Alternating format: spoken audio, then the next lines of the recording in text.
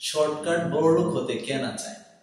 Shortcut viral হতে, shortcut ভাবে প্রতিষ্ঠিত হতে আমরা সবাই চাই যে অল্প সময়ের মধ্যে যদি আমরা চাই যে বড় কিছু করতে, সবাই আমাকে চিনবে, জানবে, আমি ভাইরাল হয়ে যাবো, বা ধরেন হচ্ছে আমার বাড়ি গাড়ি টাকা পয়সা অনেক অনেক কিছু হবে।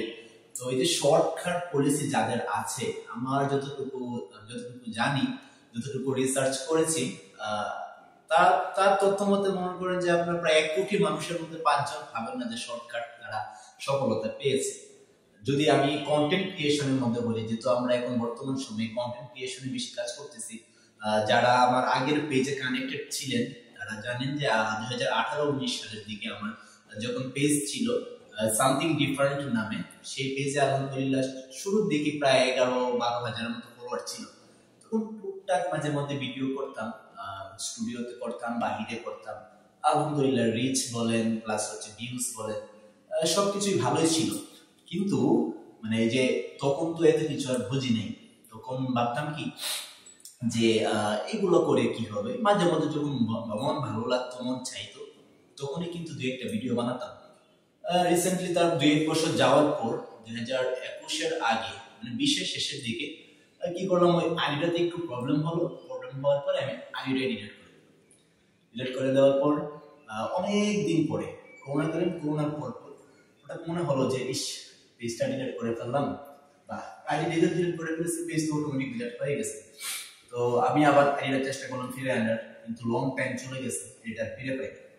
নেক্সট এসে আবার কি করব, যে অনেক মানুষ কন্টেন্ট ক্রিয়েশনে অনেক এগিয়ে যাচ্ছে, কেউ তাদের প্রতিভা দিয়ে কাজ করতেছে, কেউ তাদের সফলতার গল্প শোনাচ্ছে, কেউ হচ্ছে মানবতার ফেরিওয়ালা হচ্ছে। তো এক একজন এক এক ভাবে মনে করেন যে আপনার দেখতেছেন, আমরা সবাই দেখছি যে বিভিন্ন ভাবে কন্টেন্ট ক্রিয়েশন করতেছে।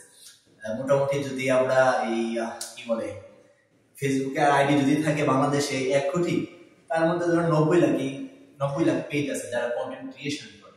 অ্যাকচুয়ালি বিষয় হচ্ছে আমরা যখন যারা কন্টেন্ট ক্রিয়েশন আসি, বা আমরা চাই যে আদার্স যে লোকগুলো আছে তাদের থেকে আমি কিভাবে আপডেট হব, হ্যাঁ, তো কিভাবে আপডেট হবো এগুলোর জন্য আমাদের কিছু হিন্টস এর প্রয়োজন হয়। এখন বলতে পারেন যে আমার এই পেজটা তো নতুন, যে আমি এখানে আপডেট না, বা আমাকে তো কেউ চিনে না, বা কন্টেন্ট ক্রিয়েশন আমি ফার্স্ট। যারা আমার পেজটা চিনেন বা দেখেছেন তারা হয়তো বা জানবেন, বা অটোমেটিক দেখলে চিনবেন যে আমি আগে থেকে কন্টেন্ট ক্রিয়েশন করতাম, বাট মাঝে একটা লং টাইম সময় চলে গেল যেখানে আমার কন্টেন্ট ক্রিয়েশন এরকম ভাবে করা হয় নাই। বাট চেষ্টা আছে আবার রিসেন্টলি কোনো কিছু করার। ধরেন হচ্ছে আপনার নতুন করে যদি মনে করেন প্রতিভা থাকে, ছোট ছোট প্রতিভা বলতে ধরেন যেটা আমি ধরেন মানুষ ব্যর্থ হয়ে সফল হয়, ব্যর্থ হয় সফল হয়, ব্যর্থ হয় সফল হয়, এভাবেই কিন্তু আস্তে আস্তে মানুষের জীবন তার সফলতার শিখরে আসে। তো আমি ইনশাল্লাহ আপনাদের মাঝে চেষ্টা করব কিভাবে কন্টেন্ট ক্রিয়েশন হোক, বা আপনার পার্সোনাল লাইফ হোক, আপনার এডুকেশন লাইফ হোক, আদার্স আপনার লাইফ রিলেটেড বিভিন্ন মোটিভেশন যেগুলো আপনাকে আপনার বাস্তবিক জীবনে কাজে লাগিয়ে আপনি 1-2 পা করে সামনে দিকে যেতে পারবেন।